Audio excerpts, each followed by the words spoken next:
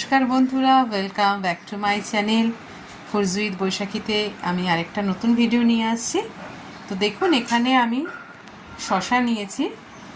তো শশাকে আমি এইভাবে পাতলা পাতলা স্লাইস করে কেটে নিয়েছি। আর এখানে পাশে আমি রেখেছি হচ্ছে উচ্ছে। তো আজকে আমি বানাবো হচ্ছে শশার শুক্তো। তো সদ্য পুজো গেল, তো তারপরে বিভিন্ন কিছু রিচ খাওয়া হয়েছে। তো একটু হালকা কিছু খাওয়ার খেতে এই সময় খুবই ভালো লাগে। তো সেই কারণে আজকে আপনাদের জন্য এই রেসিপিটা বানাচ্ছি, যেটা হচ্ছে শশার শুক্তো। তো চলুন বন্ধুরা, কিভাবে শশার শুক্তোটা আমি বানাই সেই রেসিপিটা শেয়ার করি। দেখুন, কড়াই বসিয়ে দিয়েছি। আমি সরষের তেল দিয়ে দিলাম। তেল কিন্তু বেশি লাগবে না, আমি 2 চামচের মতো তেল দিয়ে দিলাম। তেলটা একটু গরম হোক। তেল এখানে গরম হয়ে গেছে। এখানে দেখুন, আমি ফোড়নের জন্য নিয়েছি হচ্ছে রাঁধুনি নিয়েছি, আমি 1/2 চামচ মেথি নিয়েছি, আর 2টো তেজপাতা নিয়েছি। তো শুক্তোতে তো রাঁধুনি ভীষণই ভালো লাগে। তো এবার রাঁধুনিটা আমি ফোড়নে দিয়ে দিচ্ছি।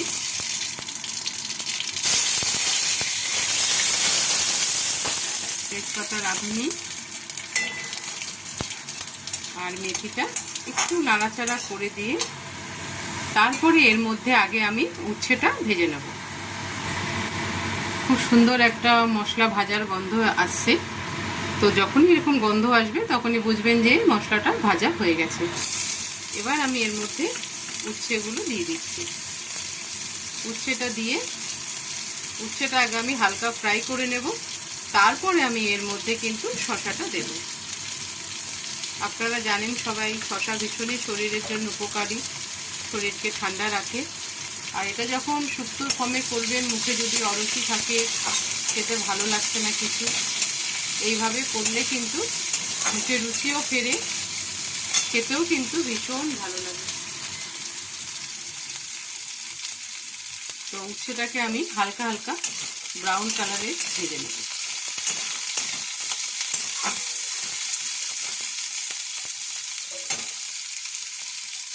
উচ্ছে কিন্তু হালকা ফ্রাই হয়ে গেছে। এবার আমি এর মধ্যে শশাগুলো দিয়ে দিচ্ছি।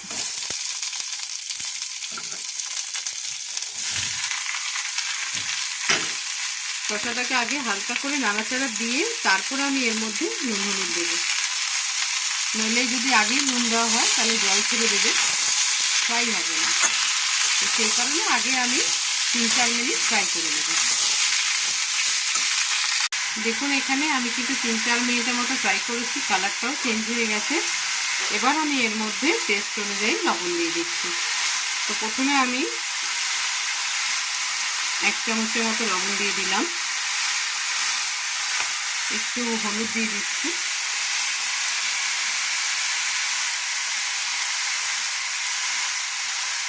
খুব একটা হলুদ লাগে না। এবার এটা নাড়াচাড়া দিয়ে আমি ঢেকে দেব। তো দেখুন, এখানে আমি নাড়াচাড়া দিয়েছি। এবার আমি এটা সেদ্ধ হওয়ার জন্যে আমি একটু জল দিয়ে দিলাম। জল দিয়ে আমি এবার একটু মিডিয়াম ফ্লেমে এটাকে আমি এবার ঢেকে দেবো, যাতে শশাটাও একটু নরম হয় আর উচ্ছেগুলো সেদ্ধ হয়ে যায়। দেখুন, ঝোল কিন্তু এখানে আমি প্রায় 5 মিনিটের মতো ফুটতে দিয়েছি। এবার এর মধ্যে আদা বাটা আমি 1/2 চামচ দিয়ে দিলাম। শুক্তোতে কিন্তু আদা বাটা ভীষণ ভালো লাগে, আর আদা বাটা দিতেও হবে, মেন ইনগ্রেডিয়েন্টসের মধ্যে পড়ে। তো আদা বাটা আমি 1/2 চামচ দিয়ে দিলাম। দেওয়ার পরে এর মধ্যে আমি একটু এবার চিনি দিয়ে দিচ্ছি, একটু মিষ্টি মিষ্টি লাগবে খেতে। একটু চিনি দিয়ে দিলাম, দিয়ে এবার আমি 3-4 মিনিট ফুটতে দেবো। তারপরে আমি শুক্তোটা নামিয়ে ফেলব। খুবই ইজি, সময় একদমই কম লাগে, কিন্তু খেতে কিন্তু খুব ভালো লাগে।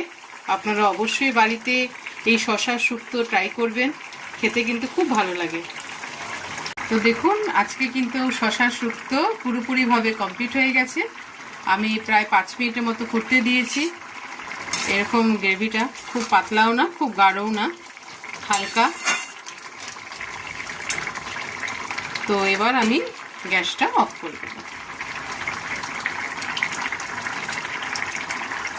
তো বন্ধুরা, আজকে শশার স্যুপ তো পুরোপুরিভাবে কমপ্লিট হয়ে গেছে। তো রেসিপিটা আপনাদের সাথে শেয়ার করলাম। কেমন লাগলো অবশ্যই কমেন্ট বক্সে জানাবেন। যদি ভালো লেগে থাকে তাহলে একটা লাইক, তো চ্যানেলটা সাবস্ক্রাইব করবেন এবং পুরো ভিডিওটা দেখার জন্য অনেক অনেক ধন্যবাদ রইল।